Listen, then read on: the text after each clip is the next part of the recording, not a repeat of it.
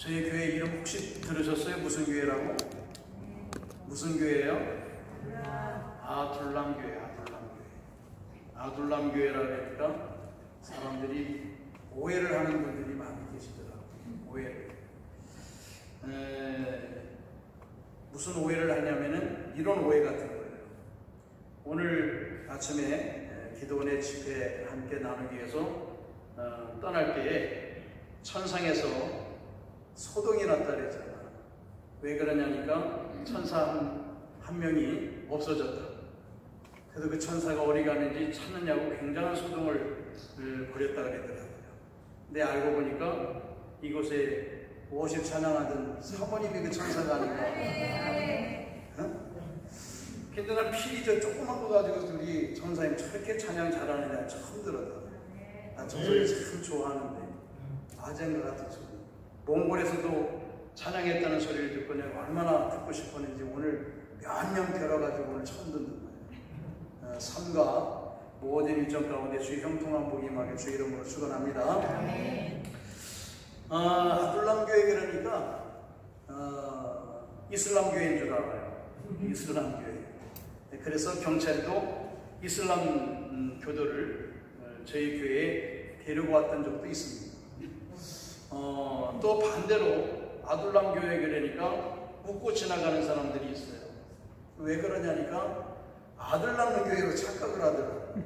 아들 낳는 교회. 그것도 아들을 둘 낳는 교회. 그래서 이제 저희가 딸 하나에 아들 둘이 있습니다. 아둘람 교회라니까 이렇게 사람들이 오해를 하는 경우들이 있더라고요. 아둘람 교회는 사울이라고 하는 사람이, 다윗이라고 하는 사람이 사울을 피해 숨어있던 굴 이름이 아둘람 굴이에요. 역대상 22장이라든지 아니면 시편 57편이 그곳에서 함께 주어지게 되면서 하나님도 원망하지 않고 또 자기를 죽이려고 하는 사울도 원망하지 아니하고 하나님을 찬미하며 비전을 꿈꾸게 되었던 일들과 그 비전을 이루어가게 되는 멋있는 이름을 명명해서 저의 교회를 아둘람 교회로 이렇게 지었습니다. 오늘 마음이 감동이 있는 성도라고 하는 말씀을 함께 나누려고 하는데 사람들이 추구하는 복 중에는 크게 보면 한 가지라 볼 수 있겠지만 또 한 가지를 더 곁들여서 이야기하면 두 가지에 대한 복을 좀 말씀드리려고 해요. 첫째는 소유의 복입니다. 소유. 무엇을 자꾸 많이 가지려고 하는 소유의 복입니다. 그래서 조금 가지는 것으로 만족하지 않아요. 그래서 서면 앉고 싶고 앉으면 눕고 싶고 그런 모든 부분이 적금 통장에 100만 원 가지고 있는 분들은 1000만 원 가지고 있고 싶고 1000만 원 있는 분들은 또 1억 원 가지고 싶고 월세 있던 분들은 죽으라고 전세라도 좀 있었으면 좋겠다 했는데 전세 들어가니까 내 집 좀 하나 구했으면 좋겠다 해서 23평짜리 얻었는데 그것도 좁아서 35평짜리 얻었으면 좋겠다. 점점 그 기대와 꿈은 소유욕이라고 하는 것은 감당하거나 억제하기가 어려운 것 같습니다. 성경은 아궁이라든지 아니면 거머리라든지 이런 것들은 부족함이 없이 항상 달라고 항상 추구하고 욕망을 갖는 그런 경우의 일이 있습니다. 이것은 아마 대다수 많은 사람들이 추구하는 복 중에 한 가지가 아닐까. 근데 또 한 가지 복은 뭐냐면 인격적인 복입니다. 인격적인 복을 추구할 수 있기를 주님의 이름으로 축원합니다. 이 복은 많은 사람들이 추구하지 않아요. 그저 소유의 복은 많이 추구하지만 인격적인 복은 추구하지 않는데 그 인격적인 복 중에 제일 아름다운 복이 뭐냐? 하나님의 사랑을 받는 것도 중요하고 귀한 복이지만 반대로 내가 하나님을 사랑할 수 있다라고 하는 내가 하나님을 사랑한다라고 하는 그 마음이 깃들어지는 성도님 이것이야말로 아름다운 인격의 복이 되는 줄 믿습니다. 우리가 하나님을 만나지 아니하고서는 어려운 삶의 일들은 물론이지만 이 환경과 여건의 삶 속에 이 땅에 주어지는 생명과 삶 속에 아름다운 삶의 일들을 살아갈 수가 없어요. 그런데 주님을 만난다라고 하는 것은 여러 가지 의미가 있겠지만 그 중에 한 가지가 뭐냐? 인격적인 만남이 되어야 된다. 할렐루야. 여러분 문재인 대통령 잘 아십니까? 모르십니까? 알아요? 몰라요? 좋고 나쁘고 떠나서 문재인 대통령 아세요? 모르세요? 아신다는 왜 모르신다는 거예요? 알아요. 그러면 문재인 대통령도 여러분을 잘 아실까요? 몰라요. 마찬가지거든요. 우리는 하나님을 잘 안다고 생각을 해요. 하나님을 사랑한다. 하나님께서도 나를 사랑하실 거다라고 생각을 합니다. 근데 중요한 것은 과연 하나님도 나를 사랑하실까?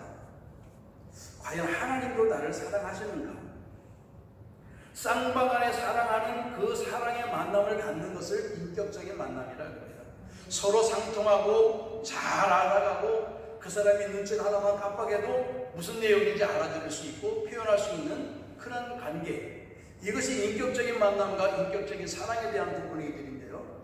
이 인격적인 만남을 주님과 형성하지 않고서는 온전한 믿음이라 이야기하기가 어렵다는 말씀입니다. 시편 23편의 말씀 보게 되면 여호와는 나의 목자시니 내게 부족함이 없다 그랬습니다. 우리 하나 부족하면 하나 구하거든요.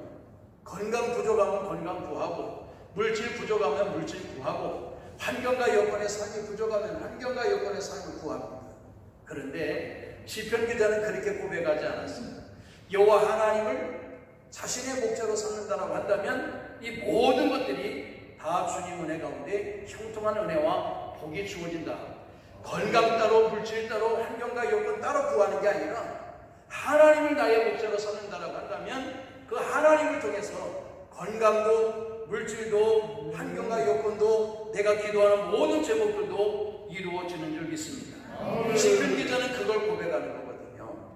왜? 주님과 인격적인 만남이 있었기 때문에 주님은 이런 분이다 라고 확신 있게 고백하고 확신 있게 간증하고 확신 있게 이야기할 수 있는 그 믿음은 인격적인 만남의 일들을 통해서 형성되어진 일들이다 그 말씀입니다. 기도조 중에 이 성산이 라마 나역과 같은 성산이 되었으면 좋겠다라고 기도를 했는데 귀한 원장님 참 어려운 시기에 이것을 인수하셔서 하나님의 귀한 뜻 가운데 영혼들을 소생시키시고 뿐만 아니라 귀한 사역과 나름대로 귀한 계획된 일들 속에서 일들을 감당하십니다. 이곳에 오는 모든 분들이 심지어 사울까지도 라마 나역에 오르게 되었을 때 성령의 일들을 통해서 방언도 하고 그랬다 그랬죠. 그러니까 이곳에 어떤 분이 오르시든 간에 성령의 충만함과 은혜 받고 하산할 수 있는 내려갈 수 있는 은혜가 있기를 주님의 이름으로 축원합니다. 네, 그렇습니다. 하나님을 사랑하는 것이 또 한 가지의 복 중의 복이다. 내가 하나님께로부터 무엇을 얻었다가 해서 복이 아니라 내가 하나님을 사랑할 수 있다라고 하는 것 자체가 내게 복이 되는 줄 믿습니다. 왜 그러냐면 하나님을 사랑한다라고 하는 그 마음속에는 내 마음이 감동이 철철 넘쳐 흐른다 그 말씀입니다. 내 마음의 감동이 흐른다. 여러분, 효자와 불효자가 있습니다. 효자와 불효자의 차이가 무엇일까요? 효자는 마음의 감동이 있는 겁니다. 내 부모님이 어떤 부모님인지 내게 어떻게 무엇을 해줬느냐 이걸 따져가지고 존경하고 사랑하고 경외하는 게 아니라 단지 나를 낳아주고 그 한 가지만 해도 이렇다 저렇다 해드려 나를 길러주신 것 그 한 가지만이라도 내가 하나님 앞에 감사할 수 있듯이 내 부모님께 감사할 수 있는 그 감사가 내 마음속에 주어지는 그 마음의 일들을 감동이라 그래요. 근데 불효자는 부모님에 대한 감동이 없습니다. 어머니가 나한테 해준 게 뭐가 있느냐, 내가 낳아달라 그랬느냐, 왜 나를 낳느냐, 아주 뭐 정말 담아서는 안 될, 들어서는 안 될 그런 이야기들을 한없이 하는 사람들이 많습니다. 이웃의 부모님을 핑계대서 아니면 그거를 또 여러 가지 비유로 해서 어떤 부모님은 어떻게 주고 어떤 부모님은 이렇게 주고 어떤 부모님은 이렇게 했는데 부모님은 나한테 해주신 게 뭐 있냐. 저도 그것 때문에 한번 아버님한테 해든 적이 한 번 있습니다. 저희 집안은 모태신앙인데요. 아버님이 권사님, 아버님이 감리교 권사님으로서 개척을 하셨어요. 근데 저희 동네 마을에 휴전선 밑인데 80여 가구가 살았어요. 80가구 정도. 근데 그 중에 가난뱅이라고 한다면 손가락에 꼽을 정도로 가난한 사람이 우리 집입니다. 그래서 교회도 마을 회관에서 시작을 했고 집도 마을회관이었어요. 그래서 마을회관에서 잠도 자고 거기서 생활도 하고 거기서 예배도 드렸어요.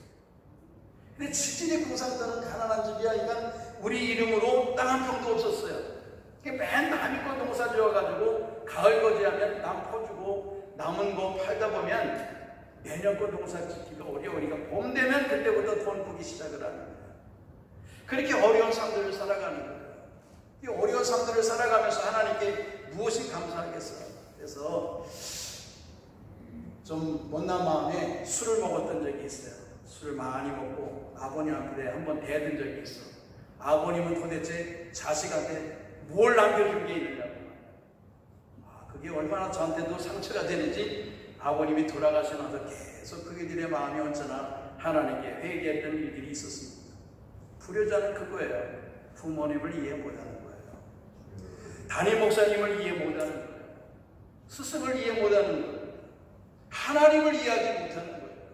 이스라엘 백성들이 광야 땅에 거하며 40년의 삶들을 살아가는 동안에 한 일이 뭡니까? 그냥 끝없이 하나님을 원망하고 불평하는 거 아닙니까?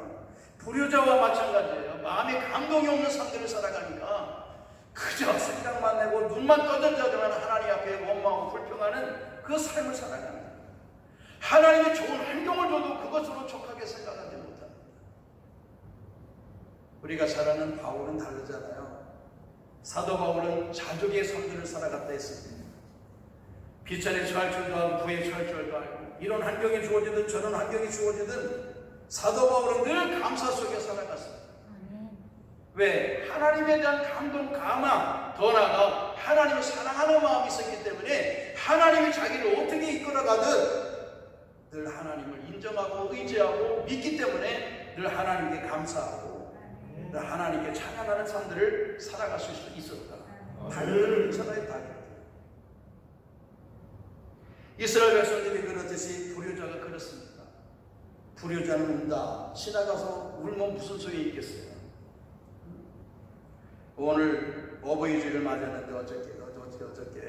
근데 그 부분 함께 나누다가 지금 어버이주일에 대해서 말씀을 드릴 수 있는 건 아니니까 불효자와 효자의 차이는 마음에 감동이 있는 거냐 없는 삶들을 살아가느냐 동일한 겁니다. 예수님 시대의 삶의 이들을 보니까요, 이 사람들은 오늘 본문의 말씀 보니까 마음이 움직임이 없는 구도에 있는 삶들을 살아가는 자들이다. 이 세상 살아가는 데는요, 감동이라는 것을 참 귀하게 여기고 장사하는 분들도 감동을 주면서 장사를 해요. 이 속만 가지고 장사해서는 안 돼요. 감동 줄 땐 감동 되어야 됩니다. 얼마 전에 보니까 홍대 앞에서 통닭튀김을 하는 한 조그만 사업자 사장님이 계셨어요.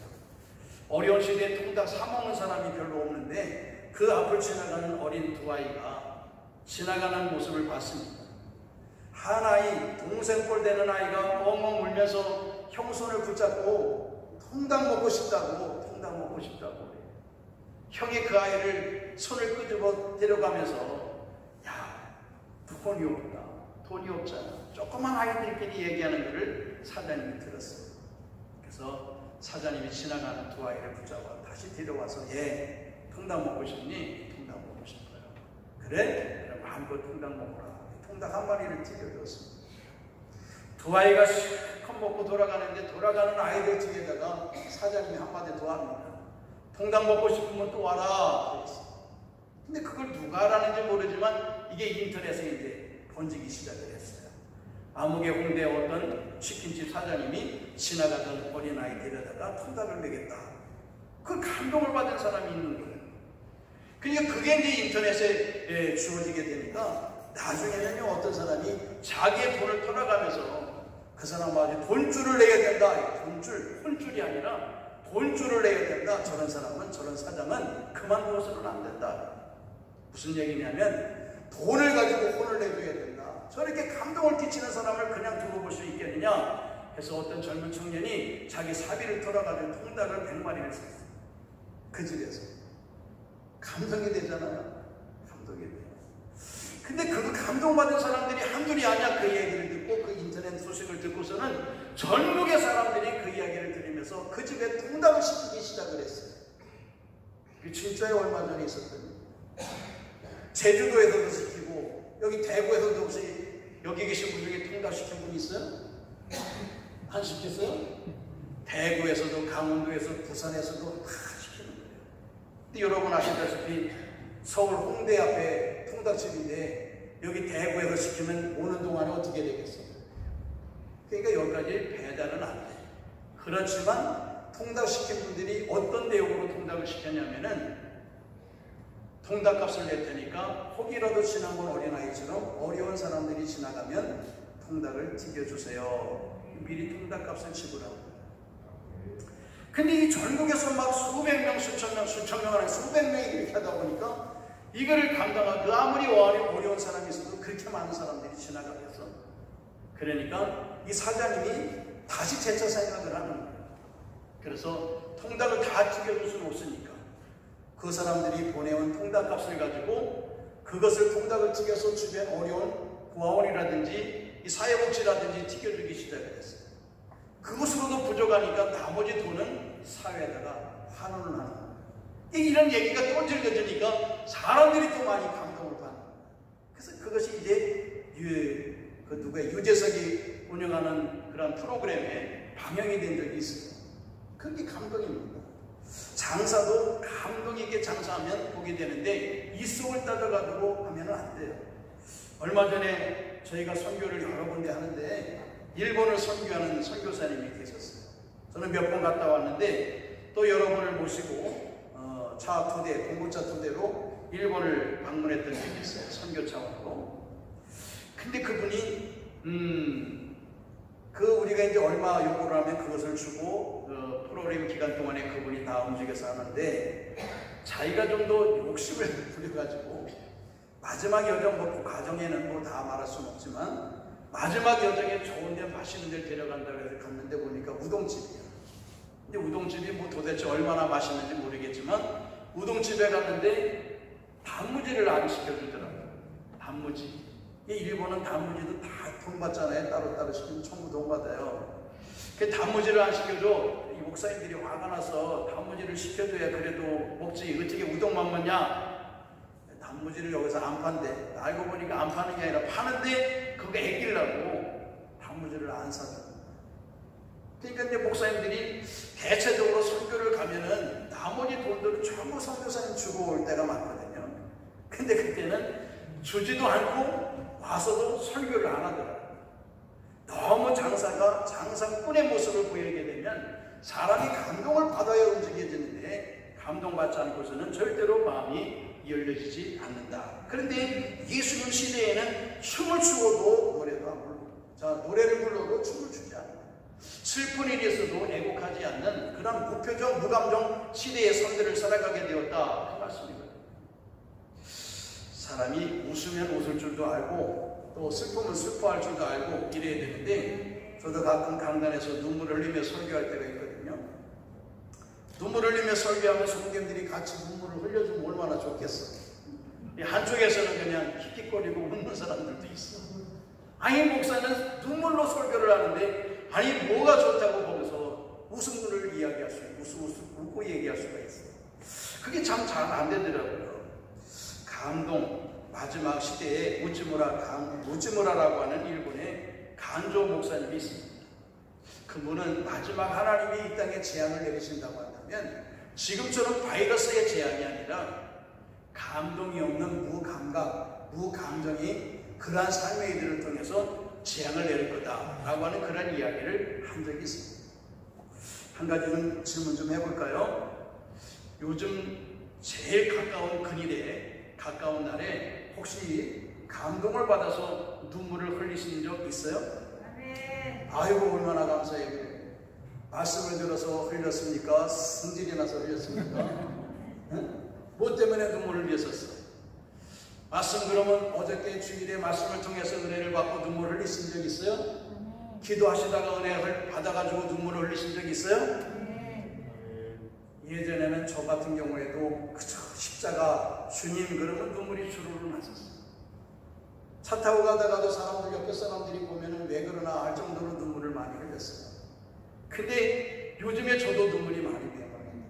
눈물이 메말란 이유가 뭐냐? 감정이 많이 무뎌졌다.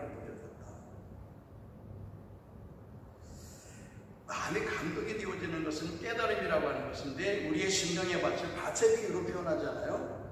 길짝밭이라든지 또 돌짝밭이나 가시떨굴밭이나 옥토나 네 가지의 밭으로 비유하는데, 길짝밭 같은 심령을 가지고 있는 사람이 감동이라는 것을 받을 수 있겠어요?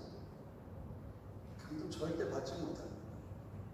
감동을 못 받는데 어떻게 주님을 기쁘시게 하고, 주님의 말씀을 통해 어떻게 내가 은혜를 받고 내가 어떻게 복된 삶들을 살아갈 수 있겠느냐, 그 말씀. 그렇기 때문에 이 자리에 계신 모든 분들은 마음에 감동이 있는 성도님들 되기를 주의 이름으로 축원합니다. 감동이 있어요.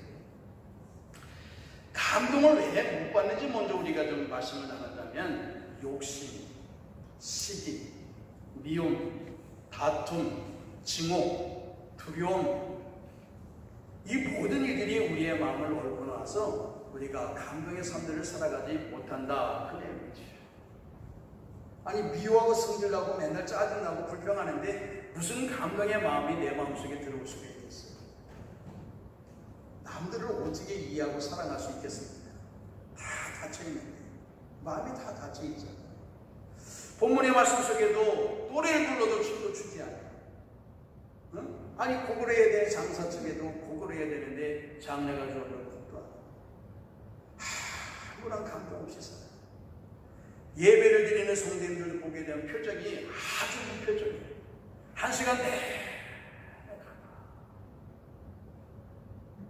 재미난 얘기, 예화 이런 거 얘기하면 좀 웃기도 하고 그래야 좀 식바람 나는데, 아니, 이 사람은 웃지도 않고 짜증내. 요즘에 더군다나 마스크를 다 쓰니까 무슨 표정인지 몰라. 어?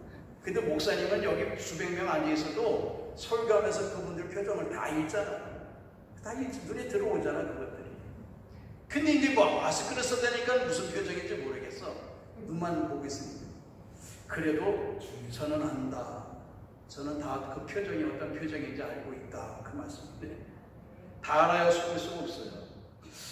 근데 그 나쁜 마음, 악한 마음, 불평의 마음, 시기, 증오 이런 마음을 가지고 있으면 절대로 마음이 열려질 수가 없어요.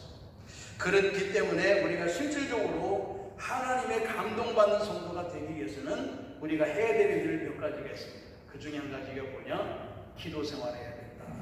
네. 기도도 일반 기도가 아니라 회개의 기도를 해야 된다. 회개 기도해야 우리의 마음이 열려져요. 회개 기도해야 우리가 무심령이 감동받는 성도, 감동받는 심령으로 될 수 있다, 그 말씀입니다. 그냥 일상적인 기도 가지고 절대로 내 마음의 문이 열리지 않습니다. 회개 기도가 주어지게 될 때에 비로소 성령께서 역사를 하시고 비로소 성령께서 내 안에 움직이시기 때문에 실질적으로 그렇습니다. 감동받는 삶들을 살아가기 제일 1차적으로 해야 될 일들이 기도 생활해야 된다. 여러분들 얼마나 복된 성도님들입니까? 본교에서 예배 드리는 것도 부족해요. 그것도 힘들고 어려운데 이렇게 또 성산에 올라와가지고 또 예배를 드리고 말씀 듣고 기도하니 여러분에게는 갑절의 복이 있기를 주 이름으로 축원합니다. 귀한 분들이잖아요. 귀한 분들. 둘째는 무엇을 해야 되느냐? 찬양하는 성도가 되어야 된다. 여러분, 아침에 기쁜 일 있으면 뭐 불러요? 콧노래 하잖아. 콧노래. 세상 노래 한다거나 아니면 찬양을 한다거나 그거 할 때에 첫 시간에 내가 무슨 노래를 했냐, 그것 때문에 하루 종일 기쁜 일이 있으면 그 노래가 불러지게 되어 있어요. 아마 네 암수 속에 그게 움직이게 되어 있다. 그러니까 그런 부분들 보면 내가 첫 시간에 무엇을 어떻게 했느냐가 참 중요한 일들인데, 우리가 하나님께 찬양을 하는 삶의 일들로 하루를 연다면 그 하루의 삶이 얼마나 찬양으로 기쁨과 충만한 삶들을 살아갈 수 있겠느냐. 우리 사모님한테 조금 아쉬운 부분이 한국만 준비한 게 더 아쉽다. 그 헌금송 할 때요, 헌금할 때 그 십자가 전달자 할 건데요. 그래도 하실 거예요? 네. 아, 잘했어요. 그래도 서두에 세 곡하고 그때 한 곡하고 좀 찬양하십니다. 찬양하서 아까 그 피리 찬양하고 우리 워십 찬양하고 그럴 때 되게 마음의 감동을 좀 받았어요? 그런 감동 있는 사람이 돼요. 어려운 사람이 옆에 지나가면 감동을 주머니에다 끄적끄적해서 심지어 1,000원짜리라도 한 장 내줄 수 있는 그런 감동이 있는 사람의 일만. 그렇게 되기 위해서는 두 번째 찬양하는 사람이 되어야 되고, 세 번째는 예배자가 되어야 돼요. 예배할 때 마음이 열리는 거예요. 예배할 때 마음이 열리는 줄 믿습니다. 예배는 이것들이 다 포함되어 있잖아요. 기도도 포함되고 찬양도 포함되고, 우리가 하나님께서 역사하시는 성령의 임재와 충만함도 느껴지게 되고, 그런 일들 때문에 우리의 심령이 열려지게 되는 거예요. 자, 그러면 우리의 심령이 이와 같이 열려져서 감동받는 삶들을 살아간다라고 한다면 어떤 일들이 생겨지느냐? 내가 하나님 앞에 드려지는 것이 아까워지지 않더라. 하나님께 드려지는 것이 아까워지지 않지. 아깝게 생각되지 않는 거예요. 아깝게 생각되지 않는다니까 뭔 생각하고 계세요 지금? 어? 물질 생각하시지? 물질만 그러니까 하나님께 예배 드리는 것도, 기도하는 것도, 예배 시간에 일찍 오는 것도 아깝게 생각해요. 어떤 분은 꼭 예배 시간 되면 10분 늦게 와. 어떤 사람은 30분 늦게 와. 기가 막히게 그렇게 늦게 와. 멀리서 와도 그 시간, 가까이 와서도 그 시간, 항상 그 시간을 잃어버리고 빼앗기는 거예요. 왜 아깝게 생각이 되는? 차라리 그 시간에 집에서 텔레비 10분 더 보고 오는 게 낫다라고 생각을 하거든. 차라리 그 시간에 인터넷 10분 더 하고 오는 게 낫다라고 생각하는 거거든. 하나님께 드려지는 시간보다 자신이 자신의 자유와 쾌락을 위해서 살아가는 그 시간이 소중하고 기쁘게 생각이 되어지니까 하나님께 드려지는 시간의 일들을 인색하거나 아깝게 생각을 하는 거예요. 우리가 하나님께 예배 드릴 때도 마찬가지잖아요. 어떤 분은 30분 전에 오고 어떤 분은 1시간 전부터 와가지고 기도하고 혹시 교회에 내가 할 일이 뭐 있나 찾아다니시는 분도 계셔. 어떤 분들은 꼭 늦게 오시는 분도 있고 늦게 와서도 꼭 시작할 때 잠자는 사람이 있어. 어떻게 이게 참 기가 막히게 시작하면 잠이 드는지 몰라. 어? 로봇도 아니고. 근데 아까도 나는 말씀 나눴지만 기가 막힌 게 또 하나 있는데 뭐냐면 끝나면 또 기가 막히게 일어난다. 그런 분들은 감동을 받을 수가 있어요. 10년 동안 예배 생활에 그래도 감동을 받을 수가 없어요. 보세요. 사도행전 10장의 말씀 보게 되면 스데반 집사가 설교한 내용 중에 이런 내용이 있습니다. 너희 선조들이 과연 광야 시대에 하나님께 예물을 드린 적이 있겠느냐? 하나님은 한 번도 받으신 적이 없다. 그렇게 말씀하십니다. 왜 그러냐? 하나님이 원하시는 예배자, 하나님이 원하시는 예물을 드려야 되는데 하나님이 원하시는 예배와 예물이 아니라 자기가 그냥 자기 편리 속에서 드려지는 예배, 자기 편리 속에서 드려지는 예물, 그런 예물과 예배를 드리니 하나님이 40년 동안에 한 번도 받으신 적이 없다. 그렇게 말씀하십니다. 근데 바른 얘기 해주면 어떤 사람은 고개 끄덕이고 그래 감사합니다. 내가 오늘부터 회개하고 열심히 주일들을 감당하겠습니다. 라고 하는 사람이 있는가 하면 혹시 또 누가 또 강사 목사님한테 내 얘기한 거 아니야? 어? 아니 또 강사 목사님 꼭 내 얘기하는 것 같은데 누가 얘기해 준 것 같구만. 이래서 나는 집회를 안 나간대, 부흥회성회를 안 나간대. 다 얘기해 줘가지고 저는 여러분 알지도 못하고 듣지도 못했는데 누가 얘기해서 얘기하는 게 아니라 스데반 집사가 설교한 사람, 배한 사람, 베드로가 설교를 할 때 대한 사람 차이가 다르다. 베드로가 설교할 때도 그 설교를 듣는 많은 사람들이 마음이 찔렸다 그랬어요. 마음이 찔렸어. 스데반 집사가 설교할 때도 많은 사람들이 동일하게 마음이 찔렸대. 누구라도 하나님의 말씀을 증거하면 찔리게 돼 있어요. 왜? 내가 그렇게 못 사니까. 당연히 찔리지, 양심 있는 분들이라고. 그런데 중요한 거는 그 뒤에 후속하에 결정에 어떤 결정이 주어지느냐, 이게 다르다. 베드로의 설교를 들었던 사람이 마음에 찔려 고백하기를 그러면 우리가 어떻게 하면 구원을 얻을 수 있으리까? 이걸 질문합니다. 우리가 어떻게 하면 구원을 받을 수 있겠느냐? 베드로가 회개하고 세례를 받으라. 아멘. 3,000명 5,000명이 세례받은 줄 믿습니다. 아멘. 근데 스데반 집사가 설교할 때도 똑같이 마음에 찔렸거든. 근데 뒤에 어떤 표정이 주어지느냐 하면은 이를 갈았다 그랬어요. 그리고는 돌을 집어다가 스데반 집사를 쳐 죽였습니다. 이런 부분이 달라지는 거예요. 마음에 감동이 되어진 사람들은 그럼 우리가 어떻게 하면 구원을 받을 수 있겠습니까? 예배하고 예수를 믿고 그 삶의 길을 살아가는데 마음에 감동이라고 하는 것이 없는 삶의 길은 이를 가는 거예요. 네가 나한테 그렇게 얘기할 수가 있어? 내가 너보다 못한 게 뭐야? 뭐 별 생각을 다 하면서 이를 가라 그에게 돌팔매질하듯이 아주 몹시 여기거나 학대질하는 부분들이 있더라 그 말씀입니다. 그렇기 때문에 이 기도와 그리고 찬송과 예배를 통해서 우리의 심령의 문이 활짝 열려지고 그 활짝 열려진 일들을 통해서 감동이 되어지는 성도가 되어져서 하나님이 어떤 말씀을 증거하더라도 하나님의 말씀이 어떤 말씀이라도 내 심령에 내 귓가에 들려진다 하더라도 우리는 감동이라고 하는 은혜를 받게 되는 줄 믿습니다. 말씀은 누가 전해도 은혜 받는 거예요. 어떤 사람이 말씀을 가지고 전해도 은혜를 받게 되어 있습니다. 왜냐하면 하나님의 말씀입니다. 사람을 무시해서는 안 돼요. 그가 어떤 말씀이냐? 하나님 말씀이라면 누가 전해도 그 말씀을 통해서 은혜를 받을 수밖에 없다. 왜? 감동을 받은 사람입니다. 근데 말씀이 어떻고 뭐 저분이 뭐가 어쩌고 이거 다 그 평가하고 뭐 이거 숫자 해야 되고 뭐 어떤 분은 설교한다고 저분이 수요 소리를 뭐 25번 했다나 이러면서 그거나 해야 되고 있고 이거 은혜가 되겠어요. 이렇게 가서는 은혜를 받을 수가 없어요. 우리가 하나님께 받은 바된 감동된 성도들은 교회 나와서도 달라요. 교회 나와서도 보면 감동받은 분들은 교회가 부족한 부분이 보여요. 어떤 분은 반대로 부족한 부분을 뭐라고 반대적인 이야기를 하는 사람들이 많아요. 왜 이것도 뭐 저렇게 해놨어? 왜 저걸 이렇게 해놨어? 왜 이게 없어? 왜 저게 있는 거야? 별 얘기를 다 해요. 어떤 사람은 성심성격 물질을 들여가지고 꽃꽂이를 해놨는데 꽃꽂이를 본 사람이 참 잘했다 이러면 얼마나 좋겠어. 꽃꽂이를 적당히 된다고 말이야. 이런 사람이 있더란 말이에요. 근데 감동받은 사람들은 그렇지 않거든. 어떤 사람이든지 교회 와가지고 저도 마찬가지예요. 교회에서 성도님들이 목사님 뭐 이게 있으면 좋겠다고 그러고 저게 있으면 좋겠다고 이렇게 얘기해요. 성도님들이 요구하는 거를 다 구해서 충족시켜줄 수가 없어요. 그렇잖아?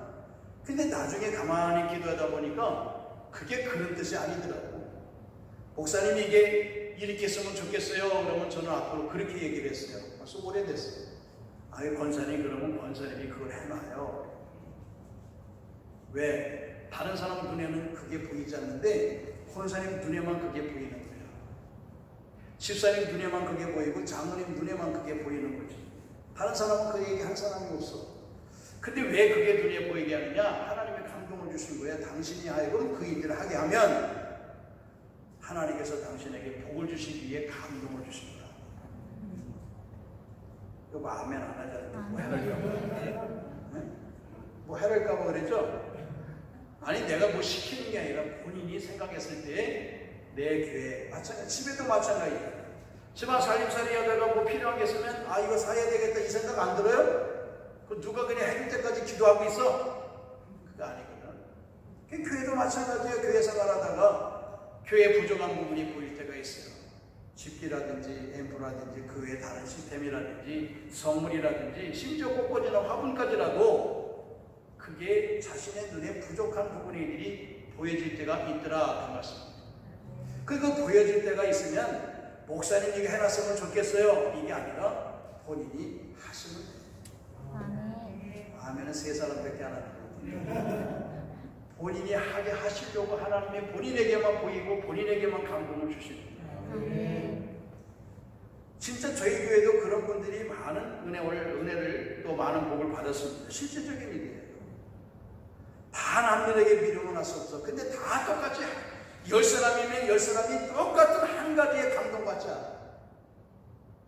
모든 분들이 다 꽃꽂이에 감동받습니다.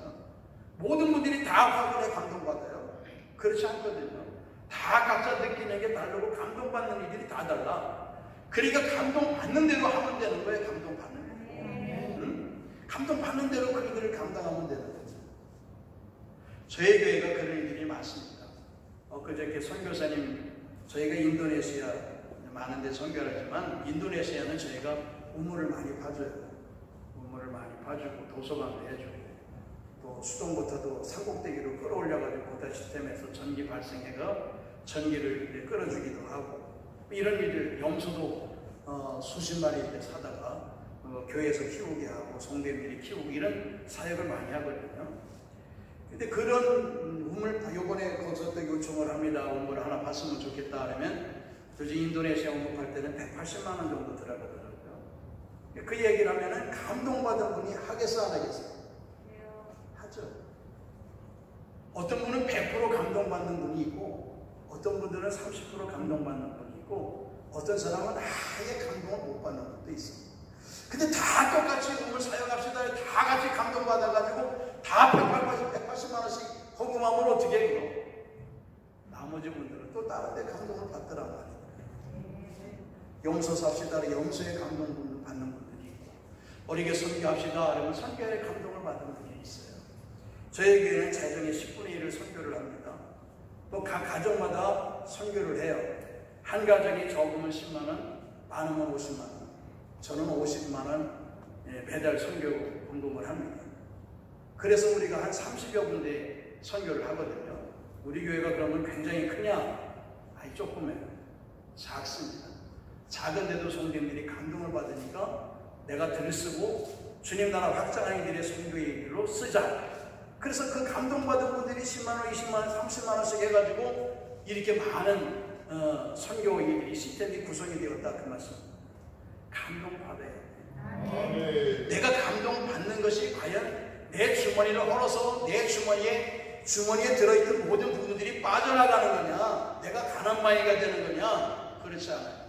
사문서의 말씀 보게 되면 부함의 일제의 비결이 있다 그랬어. 어떤 사람이 흩어 부지하는 사람이에요. 여러분, 내가 돈 버는 게 얼마나 힘들겠어요. 쉬운 거 없습니다. 윗사람 눈치 봐야 되죠. 아랫사람 눈치 봐야 되죠. 진짜 이게 얼마나 힘든지 몰라. 그런데 그거 자기 먹고 쓰고도 쓰기도 바쁘고 사람 안에 토끼 같은 애들 맛있는 거 사주기도 분주한데 그거 주머니를 열어서 하나님께 드려진다? 쉬운 거 아니거든. 근데 감동받은 분들이 하나님께 드려지게 되면 누가 또 감동을 받겠어요? 다시 감동받은 내가 하나님께 드리면 또 누가 감동을 받겠어요? 네? 또 잘 모르시나 보네. 이건 뭐 내로란 얘기가 아닌데. 저는 경기도 사람이라서 잘 못 알아들으시나 본데 다시 한번. 감동받은 내가 하나님께 드렸어. 그러면 누가 감동을 받겠냐고. 그렇지. 당연히 하나님이 감동을 받으시죠. 그 예를 좀 들어볼까요? 솔로몬이라고 하는 사람 잘 아시잖아요. 하나님께 즉 왕이 되어가지고 여러 가지 이유 때문에 그렇지만은 그냥 뭐 단 한 가지로 말씀드린다면 하나님 앞에 1,000번제를 드리잖아요. 1,000번제를 드리면서 하나님께 예배와 예물을 드렸어요. 누가 감동받으셨어요? 하나님이 감동받으셨어요. 야, 내가 어떻게 그런 일들을 할 수 있겠냐. 감동받으셨어. 감동을 하나님이 받으시면 그냥 계시겠냐? 아니다 그 말씀입니다. 감동을 끼친 그 사람에게 하나님이 감동을 받으시면 감동 끼친 그 사람에게 도리어 더 큰 은혜와 복을 허락하시는 줄 믿습니다. 그래서 우리 하나님께서 꾸며놨다. 야, 내가 내게 구원해주면 좋겠느냐? 라고 물으시잖아. 근데 여러분, 이 질문이 우리에게 주어진다면 단번에 여러분들은 대답할 수 있겠어요? 주님께서 지금 이 순간 야, 그럼 내가 내게 구원해주면 좋겠느냐? 라고 할 때 단번에 말씀하실 게 있느냐고. 잠깐만요, 40일 금식 좀 해보고 이러면 때는 지나가는데. 오늘 밤에 철야기도 좀 해보고 이건 벌써 지나가는 거예요. 왜냐하면 하나님의 간절한 기도의 내용을 이미 마음속에 담고 있지 않기 때문에 그렇다 이거예요. 언제라도 주님께서 내게 말씀하실 때 예, 난 이겁니다 라고 대답할 수 있는 그 기도 제목을 항상 마음에 품고 주님께 기도해야 된다 그 말씀이에요. 그래야 주님께서 언제라도 야, 그럼 내가 내게 구원해주면 좋겠느냐라고 할 때 솔로몬 몸을 버리지 않았잖아요. 야, 내게 지혜를 주옵소서. 근데 그 지혜 달라는 것이 하나님께 감동된 게 아니에요. 그 전반부의 내용이 하나님께 감동이 된 거예요. 뭐냐면 하나님의 백성을 재판할 수 있는 지혜를 달라. 재판할 수 있는 지혜를 달라 그랬어요. 재판하는 지혜가 중요한 게 아니라 그 앞에 대화가 중요해. 내 백성이 아니라 하나님의 백성이라는 거야. 여러분들은요 지혜를 되게 주옵소서. 하나님 또 감동받으시고 야 내가 이 백성들을 너에게